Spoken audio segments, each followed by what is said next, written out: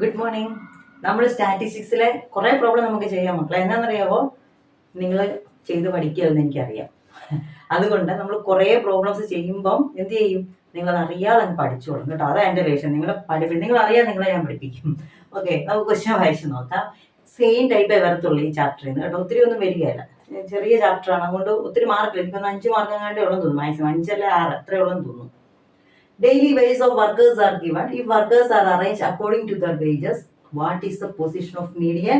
What will be the assumed wage of 13th worker? Calculate the median wage. നമ്മൾ ചെയ്ത സാധനങ്ങൾ തന്നെ ഉള്ളൂ. മീഡിയൻ കണ്ടുപിടിക്കുക. ആ മീഡിയനിലുള്ള വേജ് എത്രയാണെന്ന് കണ്ടുപിടിക്കുക. ഇവിടെ വേജ് ആണ് ഉദ്ദേശിക്കുന്നത്.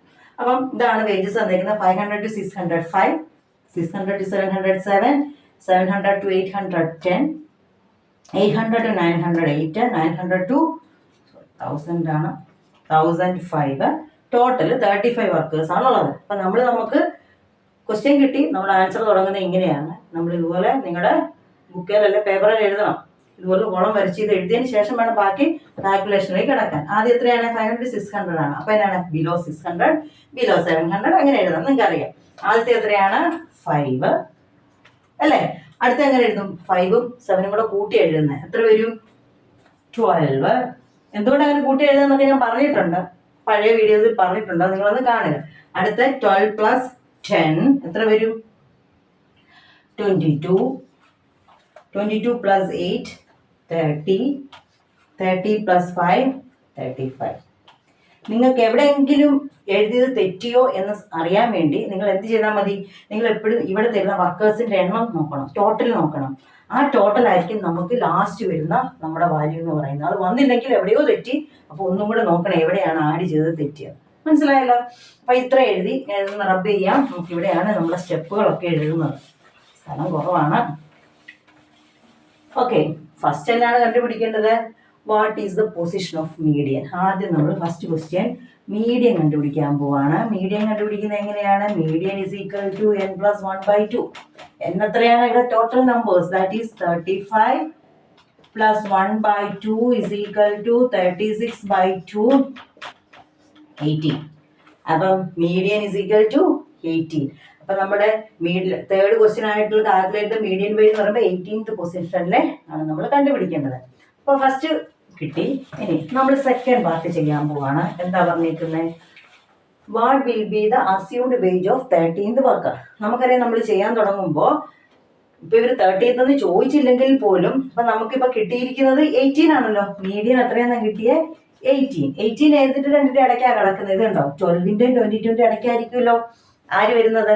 18 വരുന്നത്. അപ്പൊ നമ്മുടെ മീഡിയൻ ക്ലാസ് എന്ന് പറയുന്നത് ഏതായിരിക്കും? 700 to 800. ചില ക്വസ്റ്റ്യനിൽ അവരിങ്ങനെ ചോദിക്കും, മീഡിയൻ ക്ലാസ് ചോദിക്കുമ്പോൾ എടുത്തെഴുതണം 700 to 800. ഇവിടെ ചോദിച്ചിട്ടില്ലാത്തതുകൊണ്ട് എഴുതണ്ട.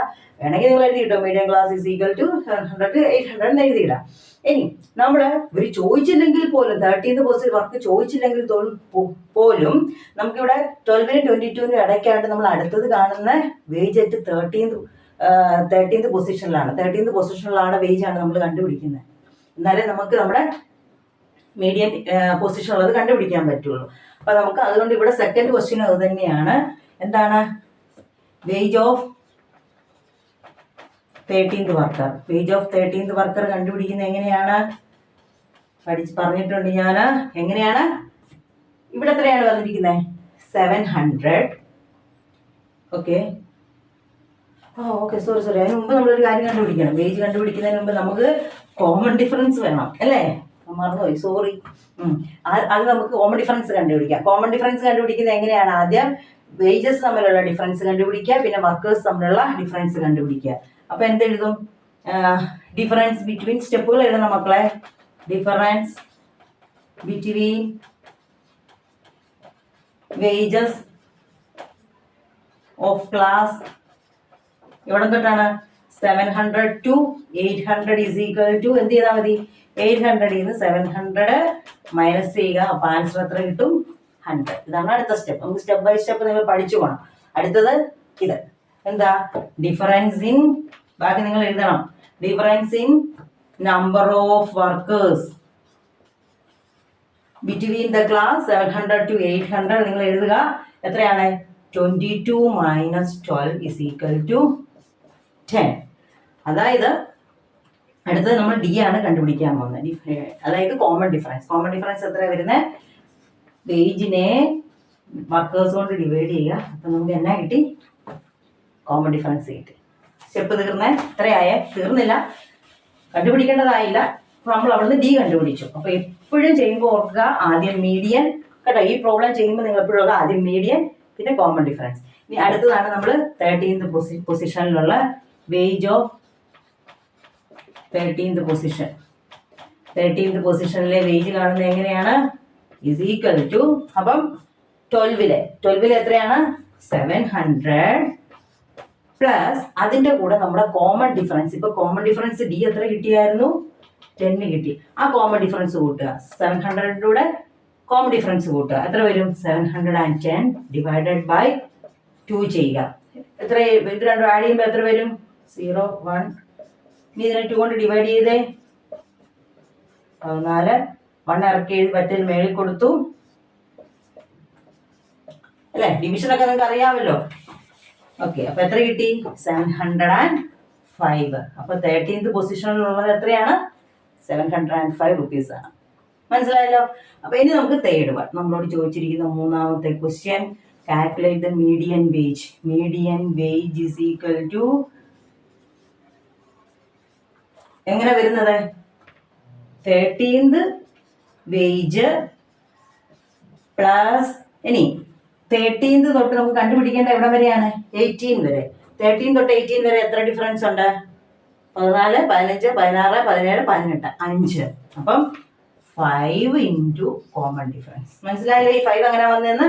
നമ്മൾ ചെയ്തെടുത്തത് തൊട്ട് നമ്മുടെ മീഡിയൻ വരെ എത്ര വരെ എണ്ണം ഉണ്ട് അത് എണ്ണയിട്ട് വേണം നമുക്ക് കോമൺ ഡിഫറൻസ് ആയിട്ട് മൾട്ടിപ്ലൈ ചെയ്യാൻ.